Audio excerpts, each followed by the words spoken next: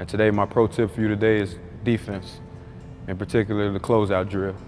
This is a drill that you can do, in the gym room by yourself with your teammates or with one of your friends, to get better at defense. Today we will start off, passing it out, to the offensive player, then slowly chopping your feet at the offensive player, and then you want to play them in the direction of the baseline. So you don't want to let them get to the middle of the court, because most coaches, you won't be in a basketball game if you let them get you to the middle of the court. So you want to be lower. First, you want to be lower than the defender. So if the defender tries to get to the middle of the court, you're still able to stay in front of them at the same time. Now, at a live speed, it'll be a little bit faster and a little bit quicker. So when you get it, just take 2 dribbles to the baseline, right. After that, then I'm gonna demonstrate the closeout. Yeah, wait, let me close out first though. Yep.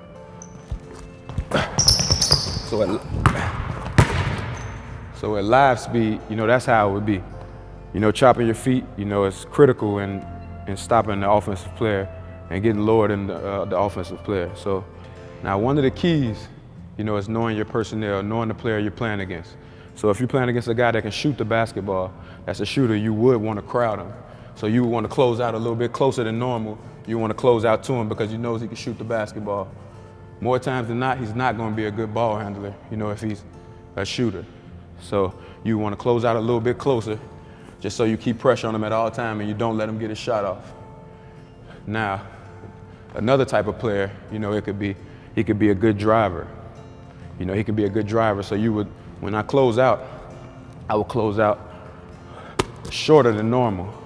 So I would close out about here, expecting him to drive the basketball, knowing that I don't want him to get into the paint because that's one of the best things that he does. So I would close out a little bit shorter here, so when he tries to drive, I would still be in front of him, still be in front of the basketball. Now this is an example of finishing the drill. This is finishing the end of the closeout drill. So in the beginning part, you remember the first tip was to chop your feet. So here you go. That's chopping your feet, that's tip 1. The second tip is knowing your personnel, knowing if he's a driver or knowing if he's a shooter. In this case, I'm gonna say he's a shooter. So I'm gonna close out a little bit closer to him, not giving him the shot. Now the third tip is playing him to the baseline because you don't want him to get into the middle of the court.